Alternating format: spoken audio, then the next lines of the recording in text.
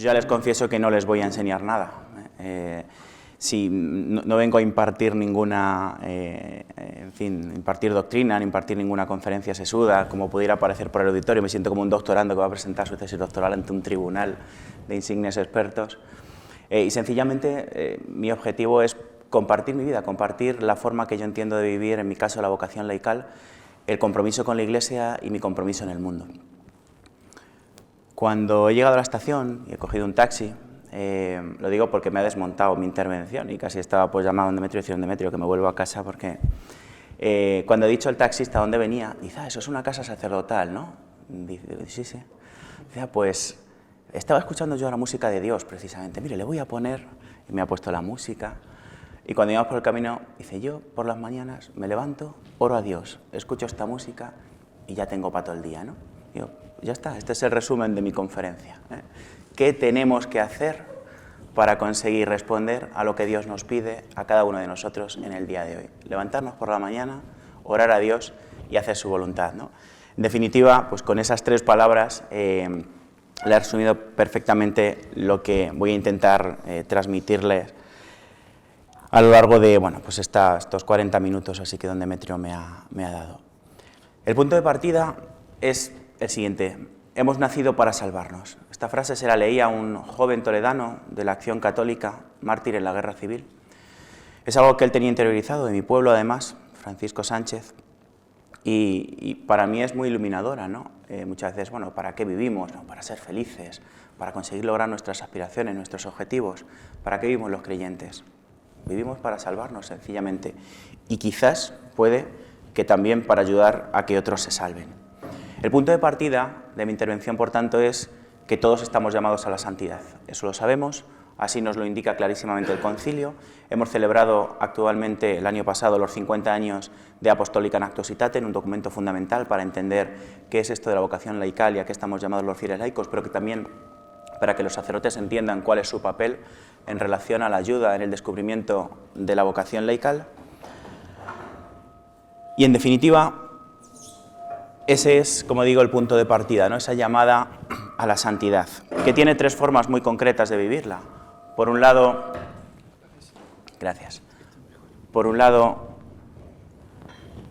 la vocación al sacerdocio, por otro lado, la vocación a la vida religiosa y, en tercer lugar, la vocación laical, ¿no? Esta reflexión, básicamente, la voy a plantear en forma de retos, ¿no? Reto, por un lado, tiene un doble significado. Por un lado es provocación y citación a un duelo, y por otro lado es un objetivo, un empeño difícil de llevar a cabo.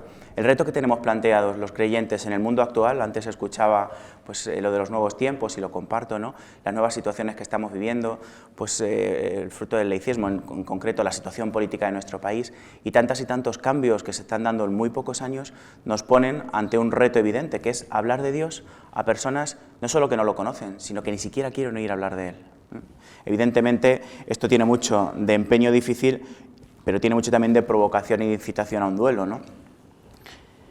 Esa misión de hablar de Dios a esa iglesia en salida de la que tanto habla el Papa, bajo mi punto de vista, no se llega por arte de magia, sino que se llega, porque yo creo que todo está inventado, de la manera en que siempre nos han transmitido, que es sencillamente vocación, formación y acción.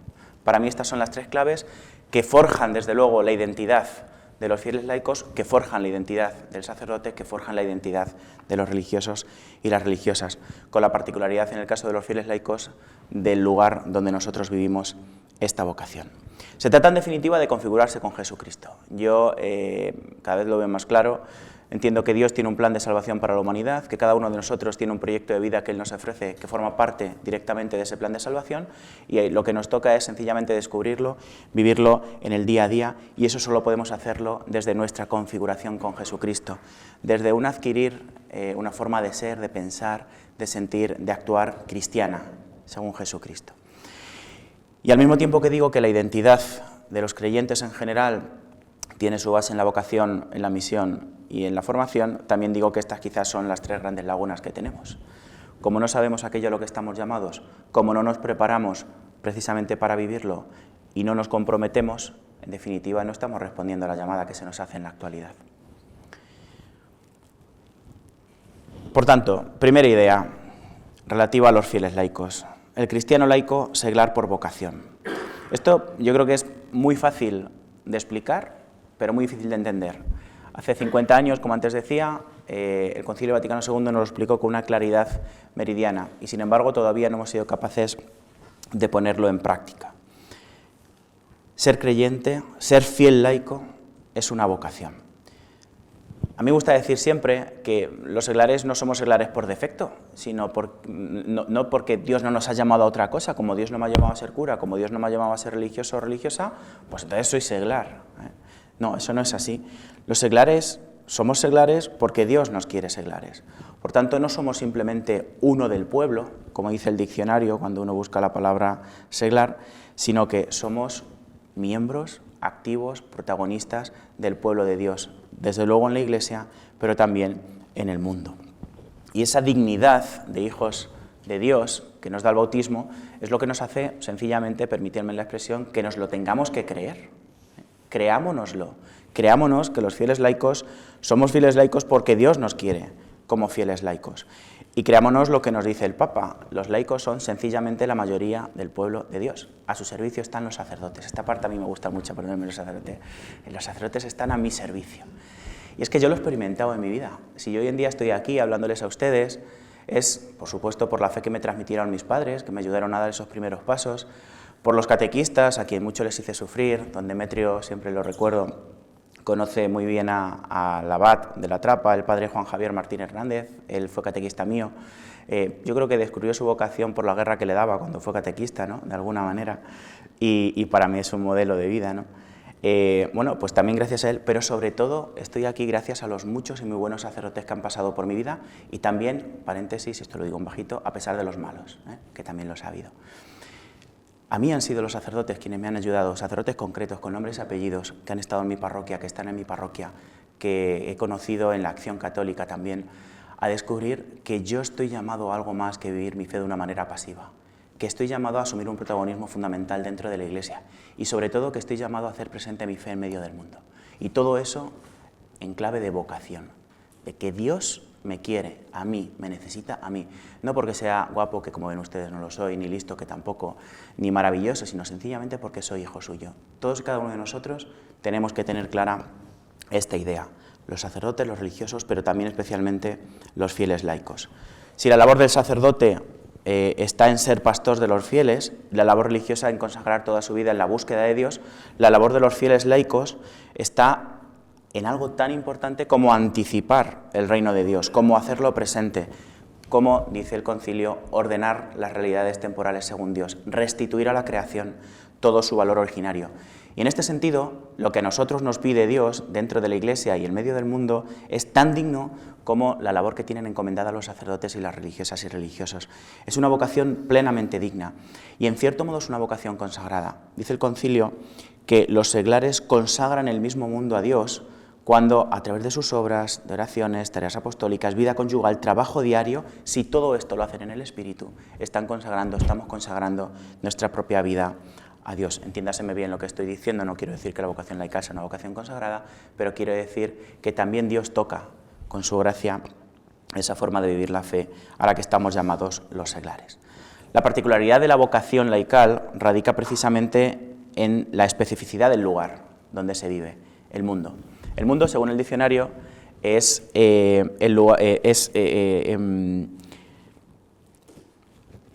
para mí, bueno, según el diccionario no, para mí el mundo es el lugar donde Dios nos ha puesto a cada uno de nosotros. Si mundo es el conjunto de todas las cosas creadas, en clave de fe es un lugar teológico para vivir la vocación laical. Por tanto, es el lugar en el que Dios nos ha puesto a cada uno de nosotros, en cada concreto momento de nuestra vida, como parte de esa creación. En consecuencia, mundo es nuestra familia, mundo es nuestro mundo del trabajo, mundo es nuestros compañeros, mundo es el taxista con el que me he encontrado cuando venía camino de este lugar, ¿no? Por ello, tenemos que ser conscientes de que no tenemos como dos trajes, el traje de creyente y el traje de estar en medio del mundo, ¿no? Y de tal manera que me comporto cuando estoy en misa o cuando estoy en mi reunión de grupo de formación o cuando estoy como miembro del Consejo Pastoral de la Diócesis de Córdoba de una manera y cuando salgo fuera pues me quito esa chaqueta, me pongo la otra y me comporto de otra manera radicalmente distinta. No, sencillamente porque soy creyente, allí donde estoy me tengo que manifestar como creyente. Por eso me gusta mucho decir esto de que el seglar cuando es, está. Es decir, cuando un fiel laico descubre que está llamado a vivir su vocación en plan positivo, con coherencia además, allí donde esté va a ejercer esa vocación. Y aquí les podría contar miles de anécdotas personales, pero simplemente les cuento dos, ¿no? ¿Qué diferencia hay cuando, a pesar del drama que supone la muerte, un entierro, esa muerte la están viviendo o se vive desde la fe? Podría contar casos que me están viendo en la cabeza con nombre y apellido absolutamente dramáticos, donde lo que se ve en los familiares de la persona que ha fallecido, más allá del dolor que evidentemente tienen, es esa esperanza en la resurrección, esa certeza en que Dios puede acoger a esa persona en su seno y esa paz que lo da. O también es algo que a mí me ha realmente tocado en más de una ocasión cuando, retomando la idea de los mártires, por ejemplo, cuando hablaba con familiares de este chico joven de Sonseca, que con 26 años fue asesinado por motivo de su fe, sin que hubiera tenido ningún tipo de significación política, simplemente por ser el presidente de Acción Católica. Cuando acabó la guerra y fueron a preguntar quiénes habían sido sus asesinos, su madre dijo: los perdono, no quiero decir nada más, no quiero cargar una muerte sobre mi conciencia, ¿no? Eso es el perdón, ese es el sentido de la misericordia, ¿eh? Por tanto, eso es la manifestación de la fe. Allí donde estemos nos tenemos que manifestar como lo que somos, como creyentes. Claro, entender la vocación no sirve de nada si no nos preparamos para ello. Por eso el segundo pilar de esta identidad cristiana es el de la formación. Dice el concilio que los laicos han de dedicarse con empeño a profundizar en el conocimiento de la verdad revelada y han de pedir a Dios con insistencia el don de la sabiduría. Para mí el sabio no es el que más sabe, sino el que más se pregunta. Y como más se pregunta, a más certezas llega. Y como tiene más certezas, más fuerte es su fe. Por tanto, un sabio en la fe es sencillamente aquel que realmente se interroga. No tenemos que tener ningún miedo a preguntarnos lo que sea, hasta a preguntarnos sobre la existencia de Dios, porque como existe, descubriremos, tendremos argumentos objetivos, no solo para nosotros estar convencidos, sino además para transmitírselo a los demás. La formación ha de entenderse en una doble clave. En primer lugar, como autoformación. Somos nosotros los que tenemos que asumir la responsabilidad de la formación. No se da una formación verdadera y eficaz si cada uno no asume y no desarrolla por sí mismo la responsabilidad de la formación. En efecto, esta se configura esencialmente como autoformación, dice Christi Fideles Laici. Este reflexivo, el formarse, indica la idea de darse forma, en nuestro caso, siguiendo el modelo de Jesucristo. Por eso, lo que antes anticipaba, de que formarse es sencillamente identificarse con Jesucristo y ir adquiriendo ese modo de ser, de pensar, de sentir, de actuar profundamente cristiano. Yo siempre recuerdo cuando me toca hablar de estas cosas que cuando tenía 16 años era incapaz de pronunciar el nombre de Dios en público, era incapaz de manifestar públicamente mi fe. Luego después empecé a hacerlo con cierta vergüenza, hoy en día lo hago sin ningún tipo de complejo, evidentemente, y sin ningún tipo de reparo, porque es que soy así, y por tanto no manifestarme como creyente, aunque evidentemente soy pecador y tengo muchísimas incoherencias, y muchísimas carencias y muchísimas lagunas, pero obviamente no hacer eso supondría defraudarme a mí mismo y por supuesto defraudar a Dios, ¿no?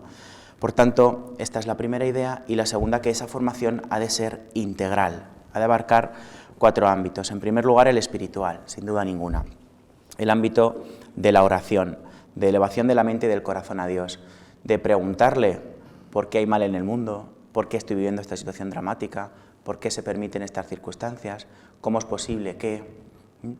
Todas estas cosas que tanto nos hacen sufrir, pues hay que llevarlas a la oración, pero también qué debo hacer con mi vida en este momento concreto, qué puedo hacer con esta persona que está sufriendo. Es decir, el llevar nuestra vida a la oración es algo fundamental, porque eso, como antes decía, es lo que va generando certezas. Si partimos de la idea de que nuestra única misión, en definitiva, está en responder al proyecto de Dios que tiene para cada uno de nosotros, tendremos que saber cuál es ese proyecto, y esto lo podremos conseguir a través de la oración. En segundo lugar, el ámbito sacramental. Si la oración es el medio que pone el hombre para elevarse a Dios, los sacramentos es el medio que Dios pone para bajar al hombre, ¿no? Yo cada vez que pienso en la Eucaristía, y bueno, pues realmente, como decía San Agustín, ¿no? el ser otro Cristo, San Pablo, el ser otro Cristo, ¿no? Cuando uno comulga a Jesucristo, esto realmente es algo absolutamente revolucionario, ¿no? Y el perdón ni digamos, es decir, este año especialmente, el que los sacerdotes podéis perdonar pecados tan graves como el aborto, es algo absolutamente brutal, ¿no? Pero que toca el corazón. Y en este sentido, los sacramentos también son algo fundamental. El llevar una auténtica vida de fe, una auténtica vida de sacramentos, es lo que verdaderamente va marcando o va dando ese impulso, va dando esa fuerza para poder asumir la misión a la que estoy haciendo referencia. Por supuesto, es fundamental el ámbito intelectual. No podemos despreciar la formación intelectual en el sentido de adquisición de saberes. No es la más importante bajo mi punto de vista, pero es imprescindible. Especialmente los fieles laicos estamos llamados a algo a lo que parece que tenemos alergia, que es a profundizar en el conocimiento de la doctrina social de la Iglesia. No sé aquí en la diócesis de Córdoba, pero les aseguro que en Toledo somos alérgicos a la doctrina social de la Iglesia. Es algo que nos suena a, bueno, pues a eso de estar ahí, no sé, algo como que va para quienes son políticos o tienen algún tipo de compromiso fuerte en la vida pública, pero el resto, que no tenemos estas responsabilidades, no estamos llamados a profundizar en doctrina social de la Iglesia. Nos quedamos en la Biblia, nos quedamos en el catecismo, nos quedamos en los documentos del magisterio. Es fundamental conocer todos ellos, esto forma parte de esa formación intelectual, pero también es imprescindible profundizar en el conocimiento de la doctrina social de la Iglesia, que es instrumento de evangelización, es un medio de evangelización. El conocer el magisterio social, la respuesta que da la Iglesia a las situaciones que estamos viviendo en el ámbito de la política, en el ámbito de la economía, en la cuestión social, en el ámbito de la cultura, es imprescindible porque son medios de evangelización. Y no solo es esto, no solo es un arma para la evangelización, sino que también es un instrumento para la acción. Ahí tenemos las pautas, las pistas para llevar a cabo esta opción transformadora de la realidad a la que estamos llamados los fieles laicos. Es cierto que a veces nos podemos sentir cuando pues nos lanzamos a estar presentes en las realidades temporales, ¿no?, como desamparados, solos, y a veces no nos falta razón cuando tenemos esta experiencia, porque yo creo que algo que tenemos que corregir es el hecho de que haya un acompañamiento por parte de los sacerdotes a los seglares que están llevando a cabo, que tienen un fuerte compromiso en la vida pública. Yo detecto que por un lado se nos anima a salir, pero por otro lado se nos deja solos ahí en medio de lobos, ¿no? Y es fundamental este acompañamiento y esta guía espiritual. Pero la tenemos también en la doctrina social de la Iglesia, ¿no?, esa luz para la acción. Y por supuesto, el ámbito cultural dentro de esa formación. No solo tenemos que ser capaces de conocer las razones de nuestra fe, sino que también tenemos que conocer cuáles son las razones de actuación de la gente con la que vamos a hablar, con la que vamos a compartir vida, de la gente que está en el mundo. Porque si no, seremos incapaces de hablarles de Dios, seremos incapaces de llegar a ellos. ¿Por qué hoy en día los hombres y mujeres piensan y actúan de la manera en que se piensa y actúa en casos concretos? ¿Por qué, pues sencillamente, en una situación brutal de desempleo nadie se hace ninguna reflexión, de desestructuración de la familia? Bueno, la opción es fomentar el divorcio, convertirlo en divorcio exprés y ya está. La crisis en el ámbito educativo, la opción es dar autoridad al profesor y nos quedamos en eso. El asesinato de mujeres, la opción es hacer una ley de igualdad y ya está todo resuelto. ¿Por qué no somos capaces de reaccionar frente a esto? Pues sencillamente yo creo que porque no somos conocedores de cómo estamos pensando los hombres y mujeres en la actualidad. Todos estos ámbitos de la formación han de estar marcados por la palabra. La palabra de Dios es el alma de toda formación, ¿no? Si antes decía que la formación es lo que nos permite ir configurándonos con Jesucristo, y si tenemos en cuenta, como decía San Jerónimo, desconocer las Escrituras es desconocer a Cristo, si nos falla la palabra, sencillamente estamos fallando en todo lo demás. En este sentido, también soy consciente y creo firmemente que este proceso de formación, esta identificación con Jesucristo, no se puede hacer ni fuera ni al margen de la Iglesia como madre. Si lo que se nos pide es que seamos piedras vivas de un edificio espiritual, que es la Iglesia, no podemos ser piedras vivas sin estar incorporados firme y fielmente a la Iglesia.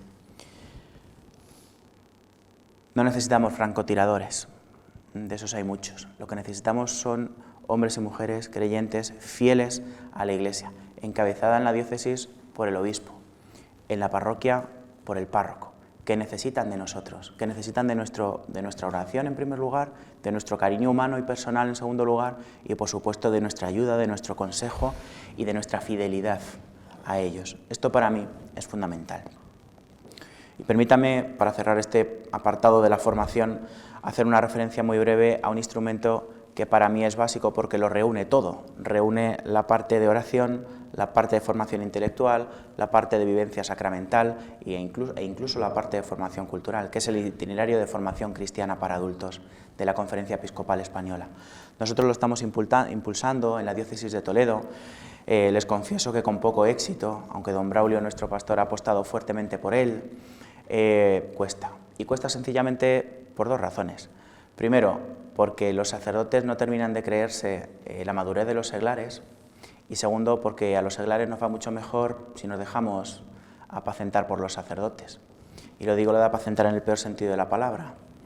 ¿Por qué? Porque lo dice el Papa, ¿no? El sacerdote tiene una tendencia innata a clericalizar al laico y el laico está más a gusto clericalizado. Yo les aseguro que es mucho más fácil ser delegado episcopal de apostolado seglar, con todo lo que eso pueda suponer y todo el trabajo que me pueda llevar a cabo, que ser el presidente del AMPA del colegio de mis hijos. Eso es lo difícil, eso es lo que nos cuesta, eso es lo que no nos gusta, pero es ahí donde tenemos que estar. Y es ahí donde nos deben impulsar los sacerdotes. Y esto yo lo he vivido personalmente, no son cosas que se digan, ¿no? Vas a visitar una parroquia y no, los sacerdotes, los fieles laicos están muy comprometidos. ¿Por qué? Pues porque están siempre, mira, están en dan catequesis, me ayudan a mover los bancos de la iglesia, limpian las mujeres mayores la iglesia. Esto es fundamental, hay que hacerlo, es imprescindible, pero eso no es el compromiso que se nos pide a los fieles laicos. El compromiso que se nos pide a los fieles laicos es que estemos presentes en la ciudad, en el barrio, en el pueblo, que estemos presentes en los órganos de gobierno de las instituciones de las que somos miembros, que estemos presentes en el mundo de la política. Así nos va, hemos perdido la batalla por incomparecencia, sencillamente, ¿no? Esto es lo que se nos pide. Y yo no sé por qué he hecho esta reflexión, porque venía al hilo de Lifka, pero bueno. Vocación, formación, apostolado. La formación de los laicos debe contribuir a una espiritualidad laical, a la unidad de vida, a una vida según el Espíritu en el mundo. Dice un documento fundamental de la Conferencia Episcopal Cristianos Laicos, Iglesia en el Mundo, del año 91. Se alejan de la verdad quienes, sabiendo que nosotros no tenemos aquí una ciudad permanente, sino que buscamos la futura, piensan que puede por ello descuidar sus deberes terrestres, sin comprender que ellos, por su misma fe, están más obligados a cumplirlos. Es decir, somos ciudadanos del cielo, esto está claro, pero vivimos en la tierra. Y ya llegaremos al cielo, si Dios quiere, cuando Dios quiera. Pero mientras tanto, tenemos que ganarnos ese cielo viviendo en la tierra, estando presentes en la realidad. Por eso, la formación no sirve de nada si no conduce con naturalidad al apostolado, al testimonio en el mundo, al compromiso dentro de la Iglesia también. En este sentido hay una frase, una expresión de Juan Pablo II que a mí me gusta mucho, que es la de ser evangelizadores creíbles. ¿Cuántas veces fallamos? ¿Cuántas veces nuestro testimonio no llega a nada? Porque mientras estamos diciendo una cosa, los demás ven que estamos haciendo la contraria con nuestros hechos, que no hay una coherencia entre palabras y obras, o al revés, que estamos siendo muy comprometidos, pero lo hacemos desde la lejanía y desde la falta de fidelidad al magisterio de la Iglesia o a la propia Iglesia. En este sentido, fallamos. Esas son las dos tentaciones de las que habla Christi Fideles Laici, ¿no? La tentación de estar presentes en medio del mundo de la secularidad, secularismo, o la tentación una palabra que no existe, del seglarismo, ¿no? De estar dentro de la estructura eclesial y quedarnos ahí. Ese testimonio de fe que se nos pide a los seglares ha de ser doble. Ese testimonio que se nos pide a los seglares ha de ser doble. Por un lado, un testimonio de fe o de palabra, y por otro lado, un testimonio de vida o de obra. Es cierto que por nuestras obras nos conocerán, y en este sentido es fundamental el que se vea que en todos nuestros comportamientos, en todas nuestras acciones, intentamos ser coherentes con la fe que profesamos. Pero yo creo que a veces se queda corto solo el testimonio de obra, porque lo que nos falta es hablar explícitamente de Jesucristo. De nada nos sirve que vean qué cosas más buenas hacemos, cómo tratamos de sembrar paz donde hay discordia, cómo somos los primeros que renunciamos a cosas nuestras para que el otro pueda beneficiarse de ello, si luego no anunciamos a Jesucristo, porque en lo que se va a quedar en ese anuncio es un anuncio de nosotros mismos. Y la gente va a decir, qué bueno es, y ya está, ¿no? Tenemos que anunciar explícitamente a Jesucristo. Por tanto, también es fundamental ese testimonio de palabra. El testimonio permite conseguir un doble efecto. Yo esto, cuando lo entendí, realmente supuso un cambio importante en mi vida, ¿no? Por un lado, el hacer presente a la Iglesia en medio del mundo, el contribuir a su realidad salvadora. Por eso insistía antes tanto en que los seglares tenemos que ver nuestra vocación en positivo, como algo verdaderamente importante, como algo necesario, imprescindible. Dice el concilio que, aunque la labor de los sacerdotes es imprescindible, sin los seglares esa labor no sería plenamente eficaz, sencillamente porque ellos no llegan a donde nosotros podemos llegar. Por eso también estamos haciendo presentes a la Iglesia, y esto es una responsabilidad. El que seamos hijos de Dios y miembros de la Iglesia, el que estemos presentes en medio del mundo, en una asociación de vecinos, en un partido político, donde sea, y el que lo hagamos como cristianos, significa asumir la responsabilidad de que lo estamos haciendo como miembros de la Iglesia y por tanto que nosotros somos la Iglesia en ese ámbito concreto y se nos está viendo y se nos está juzgando como tal. Pero junto con ello, y esto para mí todavía es más impactante, el segundo efecto del testimonio es que estamos anticipando el reino de Dios. Decía Juan Pablo II que el reino de Dios está presente en aquellas comunidades donde se vive conforme a su voluntad. Claro, cuando yo leí por primera vez esta frase y pensaba en mi parroquia, en el grupo de jóvenes de mi parroquia, en la realidad que yo estaba viviendo, en cómo me estaban ayudando a mí, en cómo estaban ayudando a otras personas, en la alegría que veía, digo, esto es un anticipo del reino de Dios. Si pasamos esto a la empresa en la que estoy trabajando, al colegio universitario en el que estoy presente, a mi facultad de Derecho, estoy anticipando el reino de Dios. Estoy haciendo, primero, que los demás puedan descubrir qué significa verdaderamente creer en Jesucristo, pero segundo, estoy haciendo un pequeño paraíso de esta concreta realidad. Obviamente esta es la situación idílica, todos sabemos que cuesta conseguirlo, pero les aseguro que cuando se puede conseguir en momentos concretos, en espacios muy específicos, es una gozada. Y luego también una tercera idea, fruto del testimonio y del compromiso, es que con ello podemos estar contribuyendo a la salvación de nuestros hermanos. A mí, bueno, pues cuando descubrí que tenía que tener coherencia de fe y vida y por tanto no tenía que tener ningún reparo a hablar con Jesucristo, pues no tenía ningún inconveniente en empezar a discutir por defender a la Iglesia sobre todo aquello que fuera necesario, pues lo típico, salía el tema del aborto, el tema de la eutanasia, el tema del matrimonio. Y yo lo defendía con argumentos contundentes, en disputas intelectuales muy vivas, algunas de las cuales ganaba y me sentía tan orgulloso. Hasta que descubrí que eso no sirve absolutamente de nada, sino que lo que verdaderamente sirve es que el otro sea capaz de ver lo que hay detrás de todo este tipo de planteamientos, que está Jesucristo, y que gracias a ello pueda descubrirlo, y por tanto pueda salvar su alma. Esta es la clave, la idea inicial con la que empezaba mi intervención. Hemos nacido para salvarnos. En cuanto a los ámbitos del compromiso, básicamente son 5, no los voy a desarrollar: matrimonio y familia, educación, trabajo, cultura y política. Son los ámbitos que donde se nos pide especialmente a los fieles laicos que estemos. La política hemos pasado olímpicamente de ella. Percibo, sin embargo, que empezamos poco a poco a darnos cuenta de su importancia y comienzan a cambiar cosas. El hecho de que muchos ya no hayamos tenido tan claro a quién votar en las últimas elecciones y ya hemos comenzado a tomarnos en serio nuestro ejercicio del derecho de votos como ciudadanos, yo creo que es un síntoma positivo. Lo pongo simplemente como anécdota, pero hay otros muchísimos más. Con relación a la cultura, es obvio pues, que también hemos dejado de ser influyentes, ¿no? Y hay que recuperar este espacio. ¿Qué decir del mundo del trabajo, del mundo de la educación? Pero simplemente voy a poner un ejemplo con relación al matrimonio y a la familia. Muchas veces nos limitamos a decir qué mal está todo, qué difícil, y no nos damos cuenta de que nosotros somos los protagonistas y los actores que tenemos la capacidad y la fuerza para cambiar esa concreta realidad, ese concreto ámbito. Hoy en día la familia ha fracasado o estamos fracasando por 3 cosas.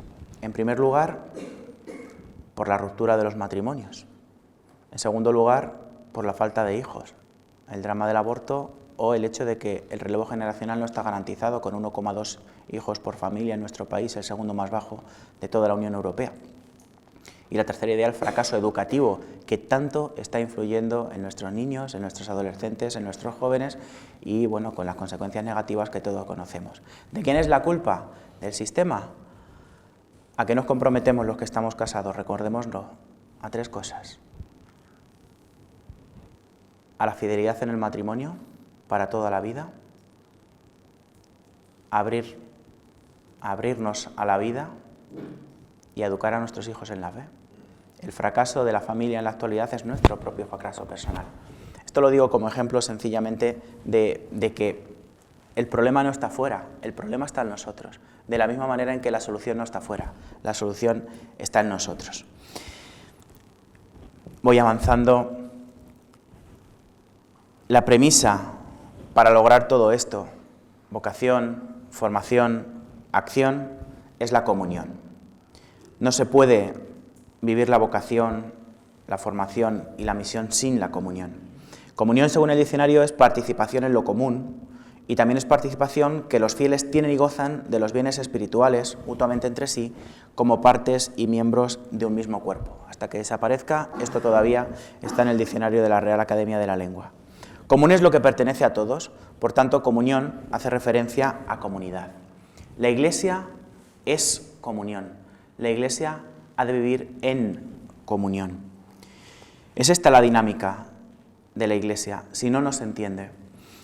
Este órgano, el Consejo Diocesano de Pastoral, el Consejo Pastoral Diocesano, es un motor de comunión. Cada uno de ustedes son un motor de comunión en las realidades de las cuales proceden. En su propia vida son artífices de comunión, cuando comulgan a Jesucristo, cuando viven su fe, cuando rezan, a nivel espiritual, pero también a nivel material. Y esa comunión, y me gustaría hacer alguna reflexión sobre ello, se concreta sobre todo en la parroquia. Dice Christopher Schleichi que la comunión eclesial, aun conservando siempre su dimensión universal, encuentra su expresión más visible e inmediata en la parroquia. Ella es la última localización de la Iglesia. Es, en cierto sentido, la misma Iglesia que vive entre las casas de sus hijos y sus hijas. A mí hay dos definiciones de parroquia que son las que más me gustan. Una de Juan 23, la parroquia como fuente de la aldea.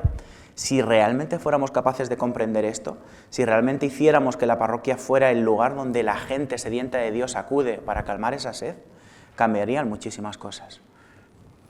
Y la segunda es de Juan Pablo II en Iglesia en Europa, parroquia como espacio para el ejercicio efectivo de la vida cristiana. Es decir, donde los seglares, donde el pueblo de Dios en general, los seglares, los sacerdotes, donde todos respiramos, donde vivimos la fe, donde experimentamos esa fuerza que luego nos sirve para estar presentes en medio del mundo.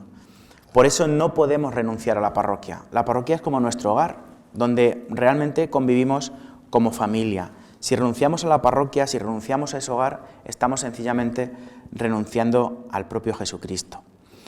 Sobre todo teniendo en cuenta que la parroquia es instrumento y es lugar de comunión. Son tres las claves que yo veo a la hora de vivir la parroquia. En primer lugar, la caridad fraterna. El amarnos unos a otros como Dios nos ama, partiendo del amor que nos tenemos a nosotros mismos. Eso es la caridad, amarse a uno mismo como Dios nos ama y a los demás como Dios nos ama. Claro, en primer lugar, si no nos aceptamos a nosotros mismos, pues muy mal vamos, ¿no?, con relación a la posibilidad de amar a los demás. Y esto también nos tendríamos que hacer mirar en no pocas ocasiones. Muchas veces nuestras actitudes, nuestros comportamientos es sencillamente una falta de aceptación de lo que somos, ¿eh? Y si Dios nos ha hecho así, ¿quiénes somos nosotros para despreciar eso, esa obra que Dios ha hecho? Pero amar también a los demás, sin duda ninguna, poniendo a su servicio todos los dones que hemos recibido de Dios. Y solo podemos amar si respetamos. Seguramente a no pocos les parecerá una tontería la insistencia del Papa Francisco siempre en el tema del chismorreo, en el tema de... Pero yo de verdad, que es algo que me hace sufrir tremendamente, veo que ahí hay uno de los aspectos clave. ¿Cuánto daño hacemos cuando a nuestros hermanos de parroquia los criticamos? Cuando en los ambientes eclesiales en los que estamos despreciamos a otras personas por las razones que fueren, porque nos caen mal, porque nos han hecho algo muy malo, hablamos mal de uno, hablamos mal del otro. Qué mal, qué daño hace esto, ¿no? Caridad fraterna. Esto significa también corregir, el no tener ningún reparo de decir lo que pensamos con cariño desde el amor a las personas que creemos que se han equivocado en una concreta actuación. Estos pruritos humanos en los que tanto caemos, yo creo que también hacen daño a la Iglesia. No podemos renunciar a nuestra responsabilidad de ejercer la corrección fraterna con nuestros hermanos. La segunda clave es la amistad y la participación. Para que haya comunidad es necesario el roce, la amistad. No tanto amistad en el sentido de contarnos nuestra vida y tener a alguien en quien confiar, que se dará en algunos casos, sino amistad en el sentido cristiano, en el sentido de sentirnos miembros del mismo cuerpo, de la misma realidad. Y para que haya amistad tiene que haber contacto. Tengo grabada una conversación con uno de mi pueblo, con el que he compartido, en fin, nos vemos en la iglesia, por la calle. Él fue maestro mío hace muchísimos años, pero bueno, no tenemos ningún tipo de relación. Y andando un día por la calle, me encontré con él, empezamos a hablar, estuvimos como casi una hora hablando ahí en medio de la calle, sencillamente compartiendo nuestra fe. Algo que es extraordinario debería ser lo absolutamente común. A mí eso me hizo reflexionar. Todos los domingos nos juntamos en la iglesia a las mismas personas y la mayor parte de ellas ni las siento como hermanos, ni conozco su realidad, ni las invito especialmente a participar más activamente en las actividades que se ofrecen desde la parroquia. Falta este roce, falta este contacto. falta participar activamente de la vida de comunidad. Y la tercera clave, la de perdón y servicio. Es claro que no somos santos, lo seremos si Dios quiere, ni somos inocentes. Actuamos mal y hacemos daño, y al mismo tiempo también sufrimos por el daño que nos hacen otros, ¿no? Esto es inevitable, o al menos no se supera con facilidad.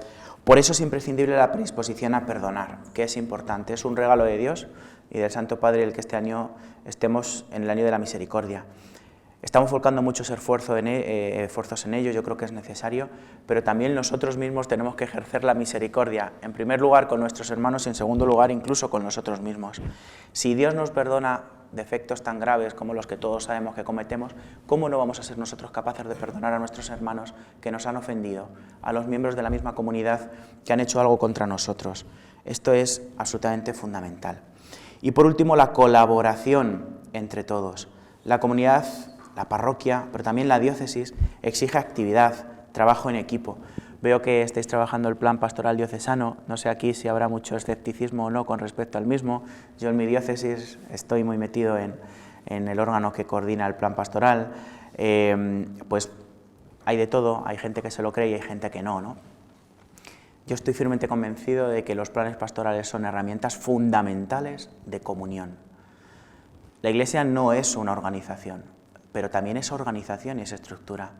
Y para que podamos funcionar todos a una, es necesario que, siguiendo las indicaciones de nuestro obispo, determinemos unos objetivos, planteemos unos medios, los debatamos en el Consejo de Pastoral, lleguen a las parroquias, a los grupos, movimientos, y toda la diócesis, toda la Iglesia concretada en ese territorio, se vuelque en la consecución de esos objetivos en línea con la Iglesia universal. Os aseguro que en Toledo está dando unos frutos increíbles. Insisto, habrá muchos escépticos, pero yo lo veo.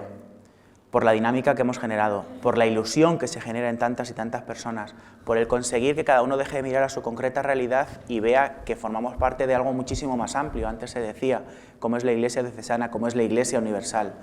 Esto es imprescindible y, por tanto, si tenemos el instrumento, a nosotros, y especialmente a ustedes, miembros del Consejo de Pastoral, lo que nos toca es sencillamente comprometernos totalmente al mismo, implicarnos en el mismo.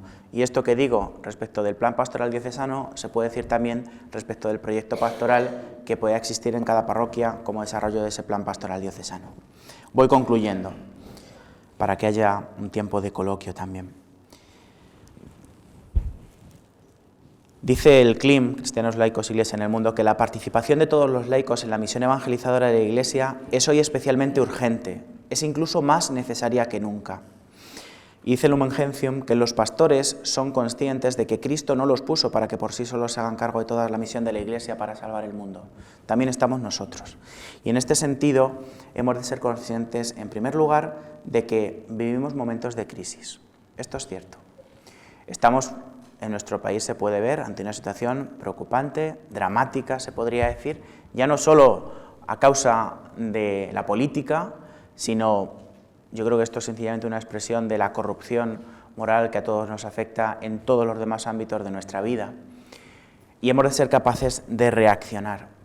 Cuando hablo de crisis, siempre me gusta recordar que una de las acepciones no es necesariamente negativa.